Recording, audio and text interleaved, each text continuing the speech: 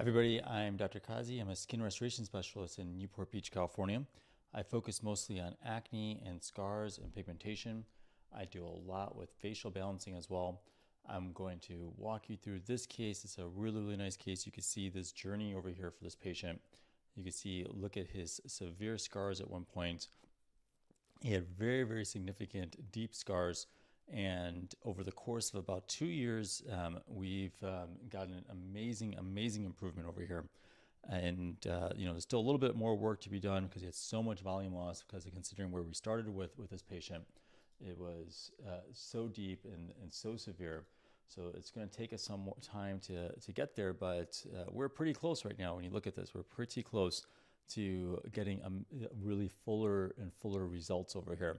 So a lot of people ask, yesterday they were asking, can you showcase something which was a more severe case over the course of a couple of years or so?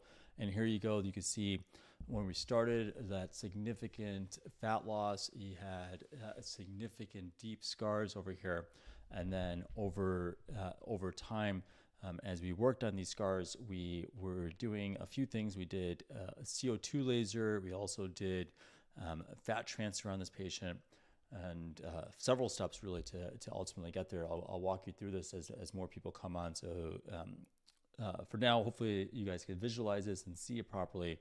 If not, I could try to adjust it on certain platforms for you. But it's cool that this is really satisfying. I'll try to see if I can maybe raise this up a bit there. You can see, look at that. That's really cool. Can a phenol peel reset any skin problem? No, I mean, sometimes it can make things worse if it's not the right patient, if you didn't do it correctly. It's not that you would really assume that, I should say, you shouldn't assume that phenol is going to solve all your problems. There's some people that it may actually make things worse because your pigmentation could get a lot worse, for example. So this looks, this almost looks like it's pretty perfect, but we didn't use phenol in this case. This patient, he was somebody where we wanted to make sure that he didn't have that kind of downtime. He couldn't do that kind of downtime. And with his skin type, it just wouldn't have been safe. But certainly if he was okay with the downtime, we could have talked a little bit about more. But most of what he had was really with volume loss. He had a lot of volume loss, a lot of fat destruction. So it's a very good, realistic result of a journey of a patient with very deep, severe scars. Very deep, severe scars. Extremely, thick scars as well. And his skin quality improved a ton over time. The full process is actually really rewarding when you actually look at it this whole way. So I think when you look at this, it's like we have a patient with significant atrophic scars where he had a lot of fat destruction due to his acne, and we had to do a few different steps because a lot of it was really stuck as well, and we had to break up that scar tissue. We had to do CO2 laser to help with the thickness of the edges of the scars. And then we also had to do fat transfer to replace that fat loss that he had there. So several steps over the course of really 2 years really to achieve this here. Hi, Mrs. Jones. Good seeing you on. Thank you so much. Hopefully that's something that's a little bit clearer for everybody in terms of what we could do with more severe cases.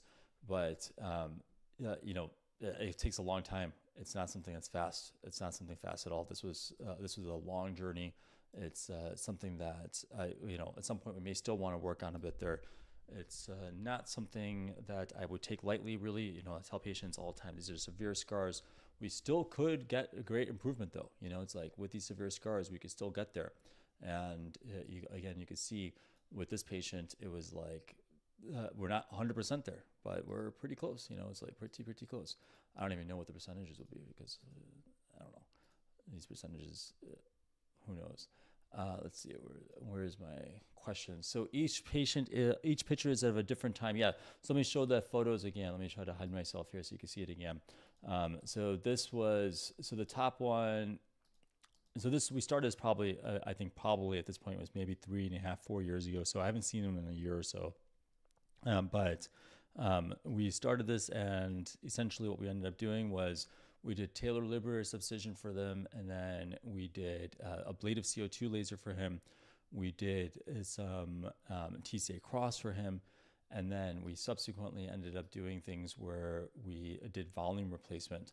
And then I ended up doing some more resurfacing for the patient. And you could see when he came in this day, it was just really still red because we had to do, I did more ablative CO2 laser, but he's getting his pigmentation. So this is about 3 months after the last session. So again, over the course of about maybe 2.5 years or so. How far apart should treatments like this be scheduled? So because of his skin type, we had to go pretty aggressive. So about 6 months, sometimes even a year later. What is the brown spot on the top left picture? I'm not entirely sure what you're referring to with that. Are you talking about the mole up there by his brow? I'm not entirely sure what you're referring to.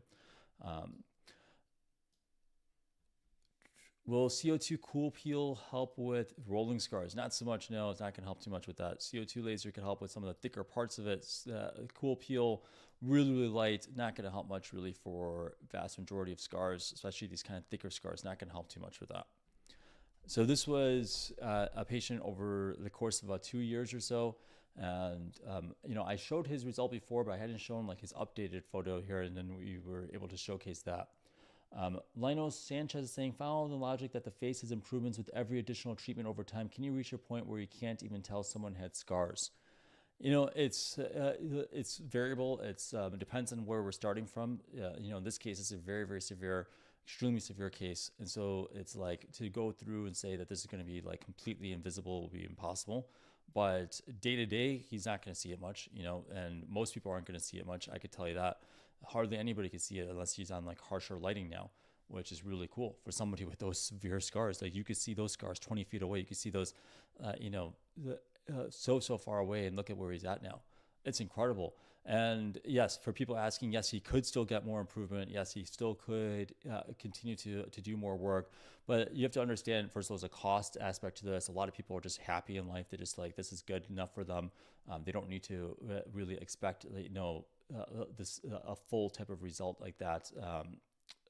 They're happy. They wanted to get to something where they felt comfortable with their skin, they felt comfortable with their body, and we got there. And like I didn't expect it to be perfect. I didn't tell them it was going to be perfect.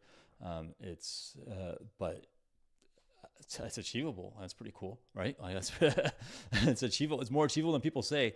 And everybody says, "Oh, you can't do it. You can't do it." And it's like, well, we got it. We got pretty damn close to it. Here's someone's asking more for that photo again, so I'll showcase.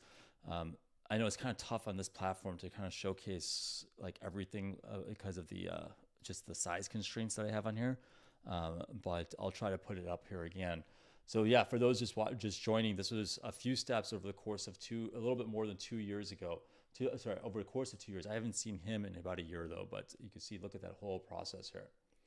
I'm up and saying, what's up, doctor? Hope you're doing well. So my appointment is on the 16th of May, but planning a trip to a national park on the 30th. So exactly 2 weeks apart. Would that be a good idea, or should I postpone? Well, it depends. I can't remember how thick your scars are, but really, no sun exposure. Really, try to be very minimal sun exposure really afterwards. That's the goal of all of this, is that we want to get this to have the pigmentation back to normal. We want you to feel and look your best, but if UV damage could really make it so that you're not going to really get as much collagen response. You can get more pigmentation.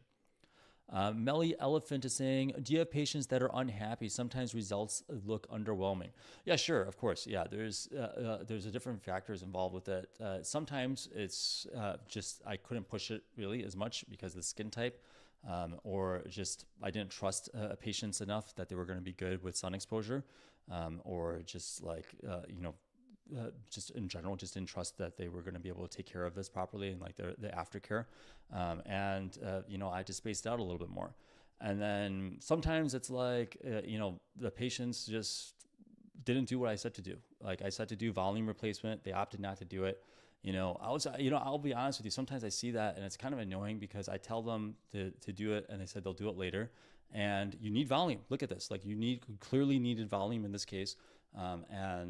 There's no other way of getting this without volume replacement. And it's just like delusional actually to expect really great results without volume when there's fat destruction. It's like, I'm so busy. I had 4 really cool cases today, really great cases today. And I would much rather do patients that like I could just like get killer results with, to be honest with you, and like people that are going to follow my instructions and do everything I need them to do. And yeah, I understand like the budget wise things like that, but then to like say and act like it's because I do it right. It's like I. It's not true, because it's like I did get it. It's just I got everything I needed to do. I didn't cause more problems or anything like that. I just made sure that it was safe and made sure it was effective for people. But at the same time, I got to make sure that we also follow along with the treatment plan. And the treatment plan for a lot of patients requires us to do volume replacement. We have to do volume replacement. Otherwise, you're just never going to be able to get much improvement, because it's like you have fat destruction from your acne. You had your acne actually destroyed your skin and destroyed fat cells underneath there, and the fat cells themselves became fibrotic. So it's like, if you're not going to be doing volume and you have this kind of significant volume loss, then it's really not really going to be worth us to go down this route, to be honest with you. It's just not. Like, you're better going to somebody who just does lasers all day long and just go good luck with that, and do the cool peels or do like the halos and do everything else, and do that like 20 times or so and see, and like go for that, because like I want to just like killer results. I want to have like this kind of result, and like this makes me super happy. This is a patient with such severe scars, super nice gentleman, exceptionally nice character, and he suffered for so long, for decades, suffered for decades. And it's like, that's the kind of person I want to help. I had patients today that were crying to me about like how their scars affected their life, about how they couldn't. One of my patients today, she flew in from Washington. She's telling me that she took a job, a work from home job, because she didn't want to go to the office, because she felt that she was people were looking at her scars, and she didn't feel comfortable looking at that. She didn't feel that she would have enough confidence to go into the office, so she was purposely looking for a work from home job. And she feels lonely because of that. She can't go out as much because of that. And it's like, that's the kind of person I'm trying to work with and solve. And she understood the whole process, the whole way we're going to do these things. And so I'd much rather do it with that. It's like, that's really important for me. And it's like, these kind of things are like, people suffered a lot, and it's like, I want to help their suffering. I want to ease their suffering. It's like, that's the whole point of this. So I do expect people to do things also, as I'm going to do this at a very, very high level every single time. But I also expect people to be really good with sun exposure, to really make sure you quit smoking, to really make sure that you're not vaping, and you're following my instructions for oil control, things like that. Like, all those things, like they all matter. And it's like over and over and over again, you hear story after story after story that's really like true suffering. One of my patients also today, she was telling me that she had perfect skin, really pretty close to perfect skin, she was saying, until she was pregnant 4 years ago. And she had went to Kaiser and went to 2 dermatologists at Kaiser, and they said, there's just nothing you could do. You're pregnant, and there's nothing you could do with the cystic acne. That's what they literally told her. She said, other than the salicylic acid wash. And then she had severe acne scars due to that. Severe scars. She went to 2 dermatologists. She said the first dermatologist was a guy, and she thought maybe he just was not comfortable with like a pregnant woman. So then she rescheduled, and each time she had to schedule, it took like another month or 2 now to go see a dermatologist again. And then again was just rejected. And the best part about the story is that her husband is a cardiologist at Kaiser, and knew this world and knew like the physicians and all this stuff, and they still did it that way. And so it's like, it's remarkable like how much this stuff happens over and over again. So like, my thing is like, I just want to fix that stuff. Like, I want to help prevent all these things. I want people to know what they should do when they have acne to prevent scars, prevent this kind of suffering. And I want people to know like what we could do when we have these kind of severe scars, how long it's going to take, what you could expect as an actual realistic expectation over the course of several treatments, over the course of maybe 2.5 years or so, depending how deep your scars are. We ultimately get to that journey, but it's definitely not a fast process, and you really should be commended for going through it. Really, it's not easy. It takes a lot of mental fortitude to be able to do this. It takes a lot to be able to put yourself through it, and it's like, we could get there, but you have to be also in the right space, right time. It has to make sense for you. It has to be that like, everything else in your life is under control. And this is just going to be like this additional bit now to get you the best possible version of yourself, because this could be holding people back. You know, this is something that was holding this patient back. This patient today that couldn't go and get particular jobs, she just only wanted at-home work, or work from home, I should say. And you know, that's holding her back. She couldn't meet people. She can't go out, hang out with friends, things like that, because of her scars. That is holding someone back, and like it's a tragedy, and it's because of that. You know, because of these scars. And it's like, that's what we should be doing. That's what we should try to solve. And it's like, I would be happy to solve that. I would love to solve that. It's like the purpose actually that I'm doing with this whole thing is to solve that. And so that people could actually have less loneliness in life.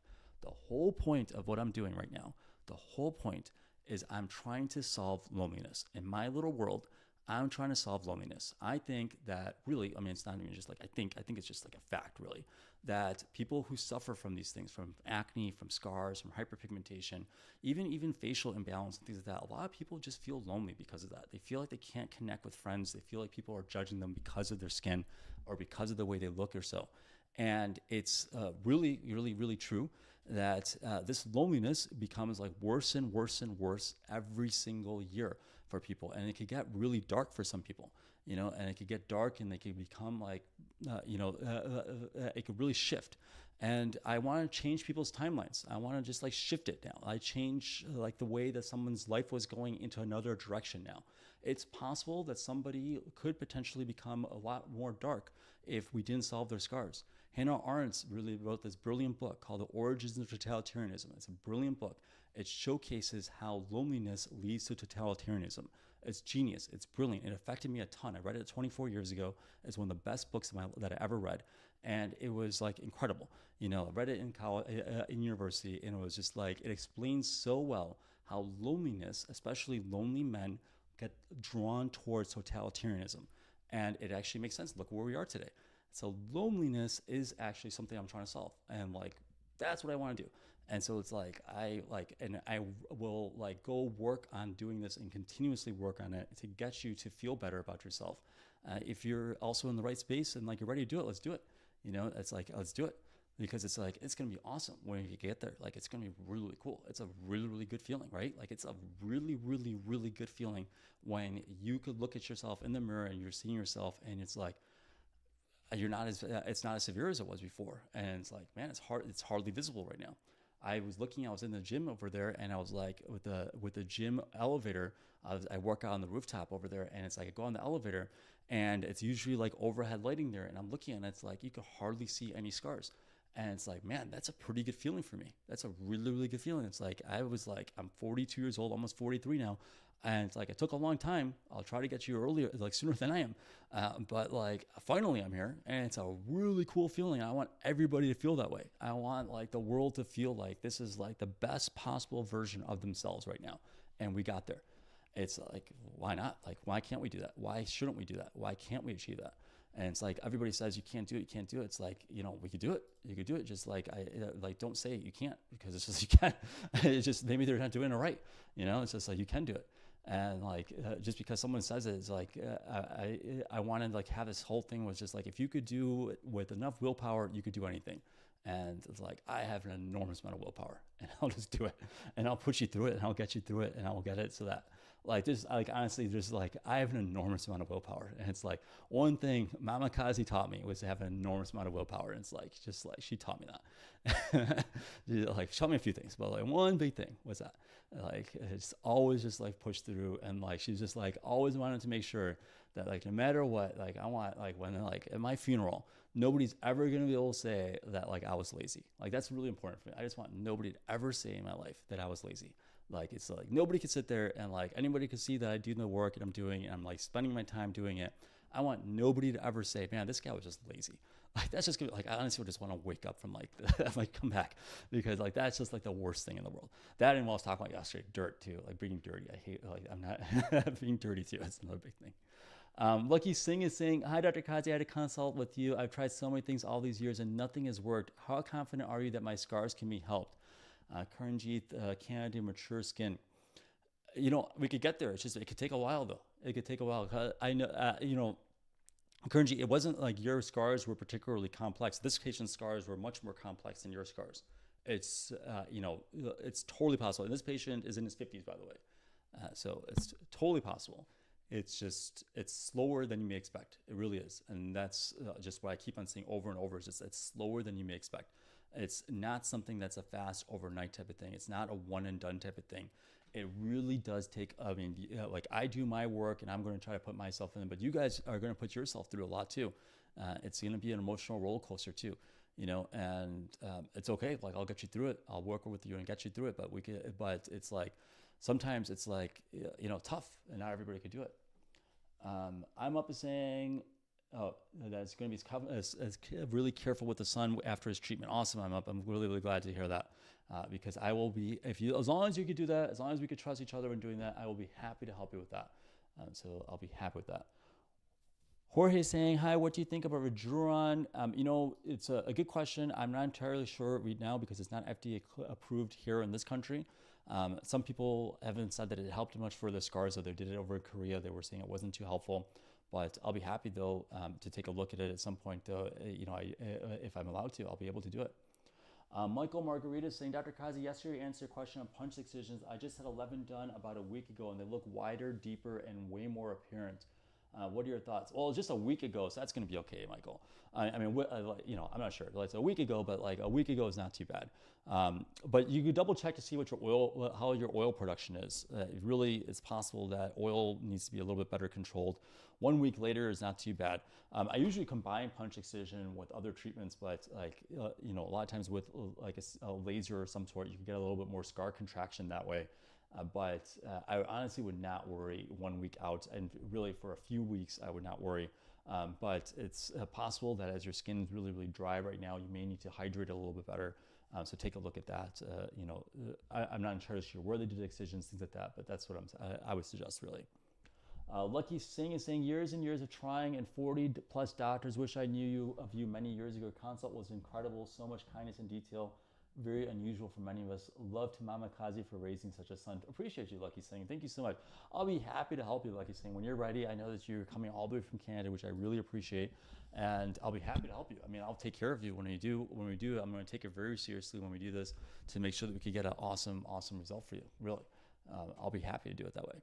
Ray is saying, opinions on subcision and fat grafting rather than filler. I really want to avoid filler complications. So this patient did fat grafting, actually. This is a fat grafting result over here. So you saw we did have still some volume loss even after fat grafting. Like sometimes fat just doesn't hold as nice as well. So I ended up doing still a little bit of Bellafill. So fat grafting works, but like 50% of it does go down over the course of a year, and over the course of 6 months for this patient, it started to go down a bit, and then I ended up doing Bellafill for this patient. Does the filler you do migrate? Well, it's not, no, because I go deep. I place it down to the bone, and with Bellafill, it doesn't draw on water, so it's not going to shift really. It's just exactly integrated with your tissue, so we don't really run into problems like that. So that's really helpful for a lot of patients there. Marcia is saying, I have a large scar volume loss on my cheek like this. Would filler be the best option? Well, subcision and filler. So the patient I was referring to earlier who was saying that she only does work from home because of her scars, she had done filler a lot of times actually, and it was basically just causing this donut effect all around it.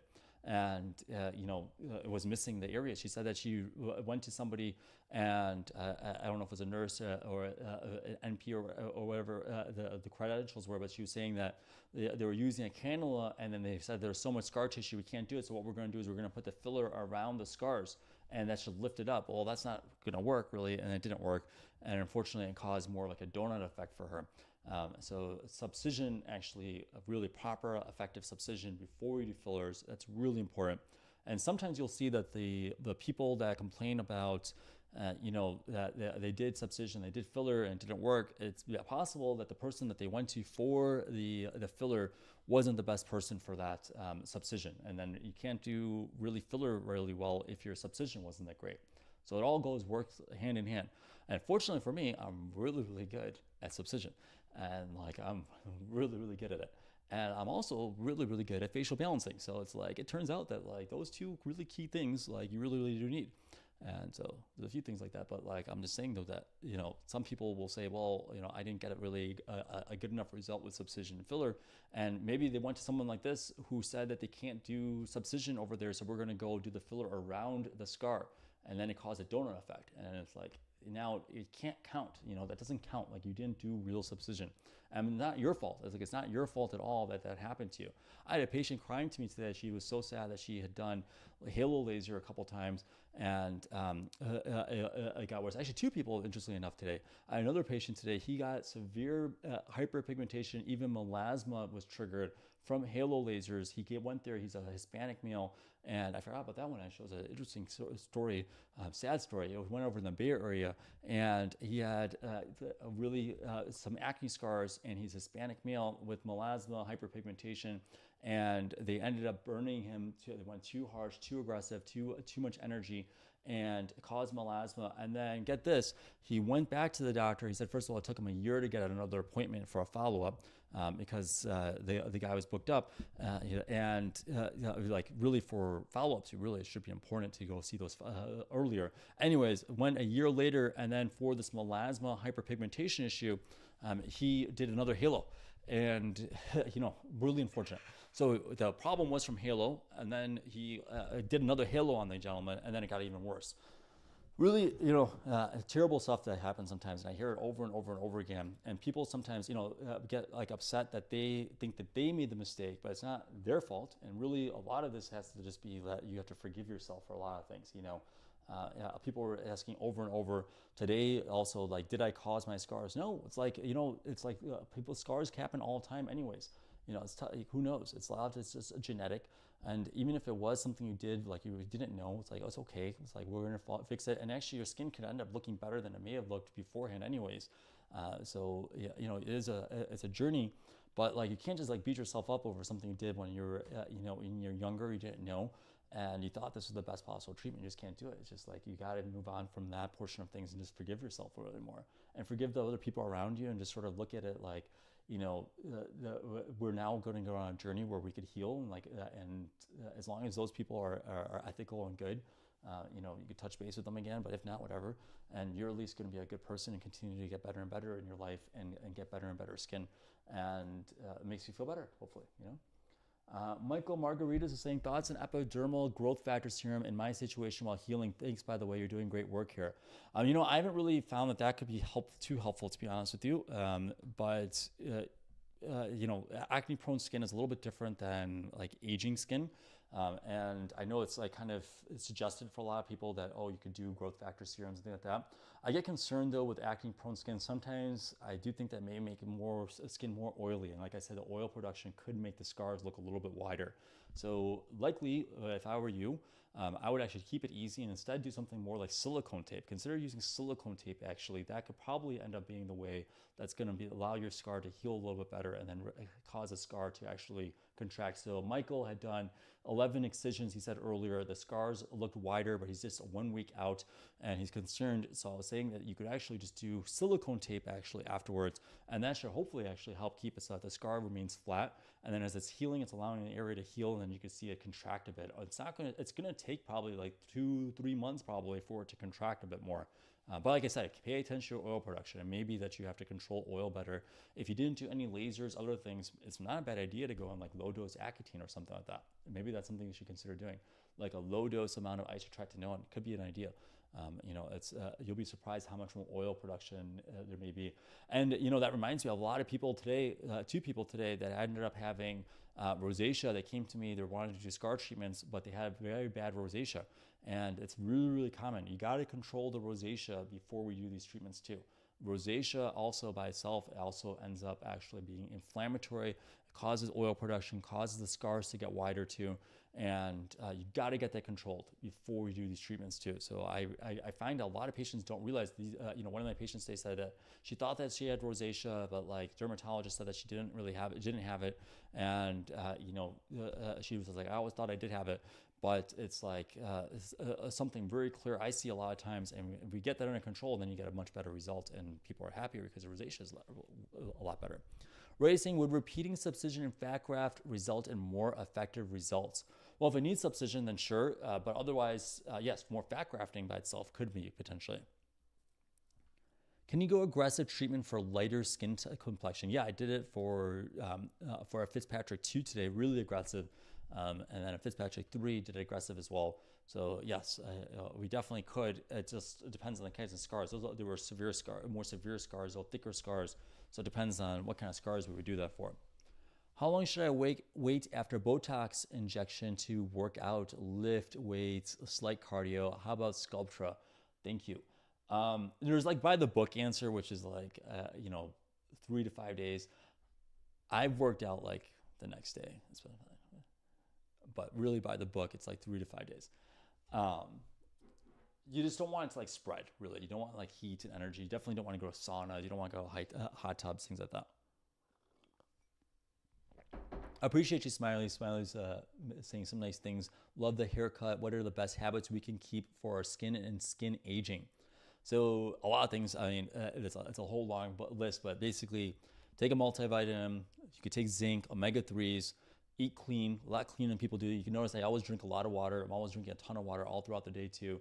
Water, super, super important. I don't drink alcohol. I don't smoke. I don't eat carbs after 5 p.m. I would say those are like the big things. Honestly, it's not as complex. I don't do like, all these peptides and stuff like that, although I'm open to it, but like, it's like, I'm not like doing them. And it's like, I think you just could start like with the basics, to be honest with you. And it's like, there's a lot of basics out there. I am actually interested in some of these like growth. I am like growth hormone stuff, like these. I was kind of interested in seeing like what you could do for working out purposes and stuff like that. But like, I don't need it right now. So it's like keeping it simple. Just keep eating clean, doing all those things. Like, why not just do that way? And like, honestly, people like aren't realizing the effect that alcohol is having on their face. If you look at a lot of like the top celebrities, sometimes, I won't even mention some of their names, but if you look at the guys, like, I'll just say the guy that's on Smallville, okay, really, really good looking guy, chiseled out, everything like that. And unfortunately had a really severe alcohol abuse issue, and you could see the effect on his face, the way it aged him. You could see also the guy from Vampire Diary, or whatever it's called. What's it called? Vampire Diaries, Vampire, whatever it is. And he was on Lost. That's how I knew him from before, like way back. But anyways, you can see like it got a little bit more like, it's just like over time, it just gets like this bloated effect then. And like, it's like retaining fluid in your face. It's just aging people a lot more than people realize. Alcohol is just like, I'm glad that this young generation kind of quit, although young generation quit alcohol, but like picked up vaping. My generation drank a lot, but like didn't smoke. So it's kind of odd how like the pendulum swung that way. It's like, let's just like quit both and like just see how healthy we could get. It'd be pretty cool. D-Fit is saying, I never drink or smoke. Awesome. Yeah, really, that's the thing. It's like, I think it's so overrated. It's like, it's just like, it became like, it's so normalized. I'm not saying like, you have to like never do it or anything like that, but like, it's just, people just like got way too used to it, really. And it really caused a lot of problems for aging purposes, especially if you care about like your skin, care about like just the way you look in life. Like alcohol, smoking, huge. It's like huge. I mean, being around it. Raising, is fat grafting permanent after some of the fat is absorbed after a year? Will there be improvement? Yeah, of course. Well, I shouldn't say of course it's permanent. I'm saying there was still improvement. But fat you lose just like your natural fat. So we give you that fat, some of it gets absorbed, and the rest of that fat is just your regular fat that just stays there. But if you lose weight and things like that, it'll go away too. Shar is saying, hi, Dr. Qazi. How soon can I go back to my normal skincare, kojic acid, soap, hyaluronic acid serum after TCA, Bellafill? That's pretty soon. You could do that. I mean, for my purposes, TCA just 3 days usually before you do any exfoliant, really. Marie saying, hi, doctor, did 2 rounds of microneedling and erbium. My scars got worse and wider. Sometimes it happens with microneedling. Sometimes it does make it wider, honestly. Sorry to hear that happened. It's possible that you needed something else, like potentially like Subcision, TCA cross, potentially volume replacement, also all potential options, but microneedling may not be the best there. Lucky Singh is saying, Dr. Qazi, you had bad acne. How would you rate the severity of your scars in comparison to this photo? Your skin appears very smooth and flawless at this stage. Happy for you. Thank you. Well, okay. So I did have actually, I still to this day, I would like say I see very severe acne cases. My acne was very, very bad at one point, like extremely bad. It definitely wasn't like the worst case that I've seen now, but in my school, like it was probably like the second worst or so in in like my high school. And it was like really severe at one point. So acne was really bad. Scars were, it looked a little bit worse to me, but it was mostly because of the volume loss. I had boxcar scars and rolling scars, and they appeared worse because they did destroy a little bit more fat. So I didn't have much fat to give, so a little bit of acne, a little bit of scarring destroyed some of that fat there. So that's what made it look a little bit worse than it really was. It certainly wasn't like this. It's certainly a more severe case, and it was nowhere near that. But you know, in my mind, it was visible because of the fat loss that was there. And when I was looking at myself, I looked like I was just more hollowed out, just looked like I was more aged due to my scars. And I think it was right. I was, you know, everyone, you know, a lot of people were telling me, oh, my family member, things like that, were very supportive all the time. But they're like, you could hardly notice it. But I did notice that they were saying hardly. And I was thinking to myself, why can't I just get that a little better? So I kept on looking at my skin and thinking to myself, and it was like, you know, it's a fine line. It's like it could go towards like this body dysmorphia portion of things, but I was just thinking to myself that I was otherwise like happy and satisfied with things, and it wasn't like something that I was just like obsessed with just because I thought that that was gonna like give me happiness. It was just looking at it like, man, I know I could achieve something more if I had really nice, smoother skin. When I look at myself, it just felt me go down. My self-esteem just go down a bit. It felt me like I was just, not necessarily depressed, but just I would look at it just kind of a little bit more like, man, if only the acne didn't happen, if only this didn't do this or that. And I just kept on like reminiscing about like something that happened when I was 15, 16 years old.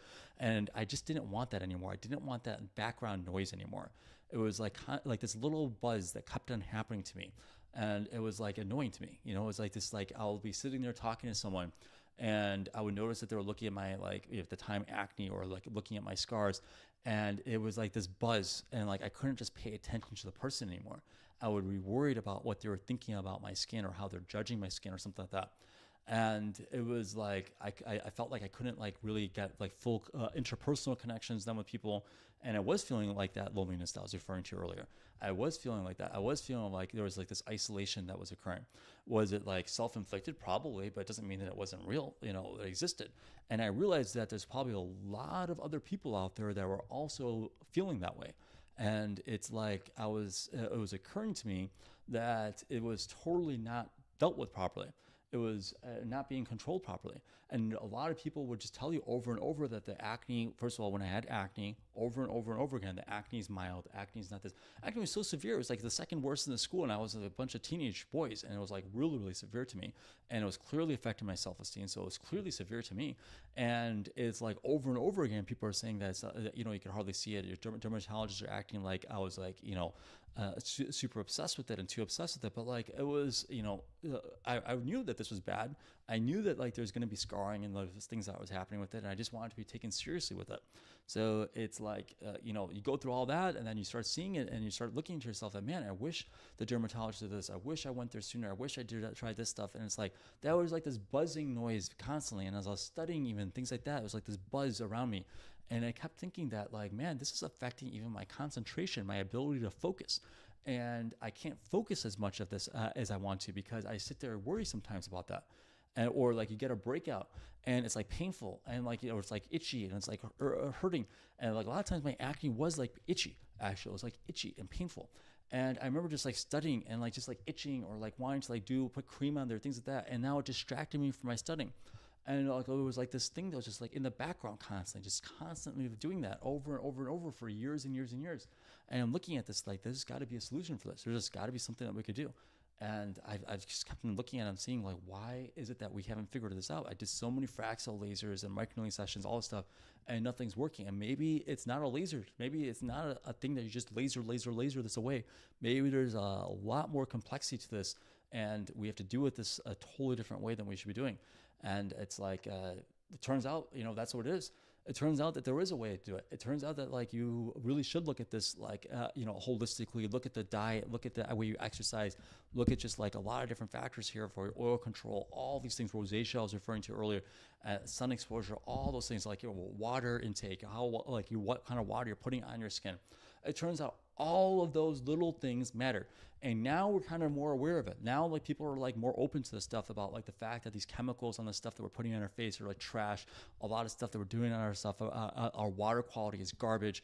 And like we're realizing that, and you sounded like quackily for it. Like you would say it. I remember telling people and they said, well, there's no real evidence that this goes like it's linked to anything. There's no evidence that dairy is linked to acne. That's what they would tell me. Say there is no evidence. Like it was like over and over. There is no evidence that dairy is linked to, well, there's evidence now. It's like I'm the evidence, dude. I'm sitting right in front of you, and like the dairy, like clearly, like what is causing it, and like you probably could have told me that, like you don't need to drink 4 glasses of milk a day. Maybe you should cut back on it, and like we should see that. Just even try it for 2 weeks and see what happens.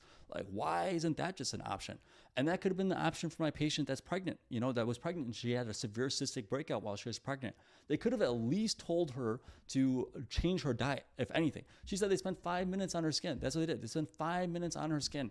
And then they told her that like, there's nothing you could do. You're pregnant. There's nothing you could do. They said you could just do salicylic acid. Now she's got severe scars, and we had to do a whole combination treatment session like this. And it's like over and over and over again, you hear those stories, and it's like you really do just look at this and like, man, you got to really just change this stuff. You just got to just like get this stuff fixed, because it's just like this. People can't suffer like this anymore. And look at the consequence right now. Look at what happened when people got lonely in this world. Look what ended up happening. It's like we are in worse shape right now today. So it's like clearly we got to like put an end to that. We got to like figure this out. We got to make this like more of an urgency, more even closer to an emergency, that like this needs to be solved. Like things like this, acne and scars and anything else that's like bringing people down like this. And it's like you're looking at this objectively, there is a problem there. We should try to work on it. And I'm tired of people saying, well, there's just nothing you could do. Well, yeah, there's nothing that person could do.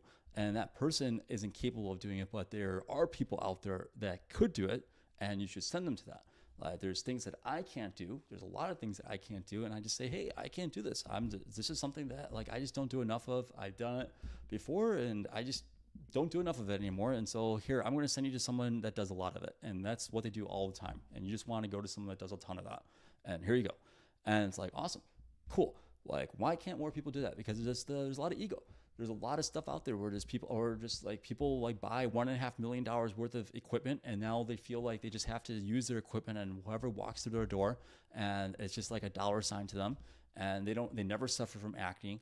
Or even if they did suffer from acne or scars, sometimes what ends up happening with people is when they go down that route, they go and they suffer from something, they actually get twisted. They actually get twisted, and they actually view themselves as actually something that is, because they got through it, they view themselves as a bit more superior to other people, and they actually like to pick on people then. They actually enjoy it sometimes even. They enjoy the fact that somebody out there now is suffering, and they no longer have to suffer, and haha, I could actually just might as well just make some money off of this person. And it becomes like this sick, twisted game for some people. There's actually people out there like that. There's more people like that than you really realize. There's a book called The Sociopath Next Door. They estimate that 20% of the population is sociopathic. Actually, it correlates with a lot of stuff. If you actually look at it, so 20% of the people out there just lack empathy. They just legitimately lack empathy. You'll tell them that, hey, there's a bunch of children with their heads being blown off right now, and there's kids starving, and they'll just look at you and just, it doesn't matter, it just doesn't care, just whatever. And there's some people out there that'll just actually enjoy it. There are some people out there that enjoy human suffering. So what we did in this scar world is we carved out those people. Like those people just don't follow me anymore. Those people are just out. And what we're gonna work on are the people who care.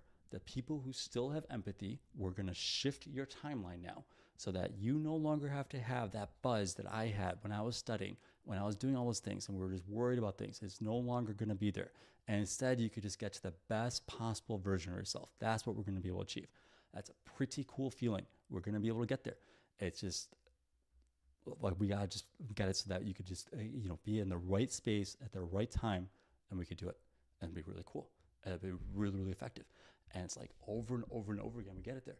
It's really cool to get there. User 89 is saying, can you do fully ablative CO2 on South Asian skin? Maybe for localized spots, but I probably wouldn't do it for much of it, to be honest with you. I probably wouldn't. I'm not sure I would need to. Why would we need to? You probably don't need to. It's like it ends up potentially causing more pigmentation issues. You could lose pigmentation, and it's like I wouldn't want to do that. You know, it's like there's ways of getting this kind of result without that. So I would rather not do it that way, to be honest with you. Excited for my first treatment with you in 3 weeks. Looking forward to it, Lena. Looking forward to it. I'll be happy to help you with. And like really, it's like you know, sometimes I can't talk. You know, like a lot of like my patient says, she's like she watches all my lives all the time, and it's like, but sometimes I'm just like focused. I'm doing the thing. So this is my chance. Also, if you're one of my patients, I could talk to you on this way. You know, sometimes too, like a little bit longer. Because you know, sometimes it's just like I can't talk too much because it's just like I just need to concentrate or so. And during consultations, there's a lot of other things that we have to focus on. So if you need to, you know, we could talk this thing. This is like our time where we don't have to do those kind of things. Rest until saying we need you to focus on when doing the scar treatments. Exactly. Yeah. So if I'm talking, it's because there's an area where like it's like I could just keep on going. Like it's just like I know where the pattern is now, and like I go through like you know, I'm in the zone now where I can just keep on talking. But otherwise, yeah, I don't talk too much during the actual process though. What are your thoughts on lip filler quality wise? I usually use Restylane Kiss. I use Restylane Kiss really for the lips. I like that. It's a softer product, and but still you can run into problems. So you actually, honestly, you probably actually have to dissolve each time you do lip filler, to be honest with you, and it looks a lot better that way. All right, guys, I was on actually for a long time. I didn't realize I was that much longer. We'll see how long I'll be on tomorrow. Tomorrow, today's Wednesday, right? Okay, so tomorrow's Thursday, so I'll be on tomorrow, and I think I'll probably do something with acne or so, something like that. I always appreciate everybody that came on tonight. Thank you so much for the interaction too. And I will see you again soon. Ray's asking, so fat grafting results can be lost and the scars return if I lose weight. Yes.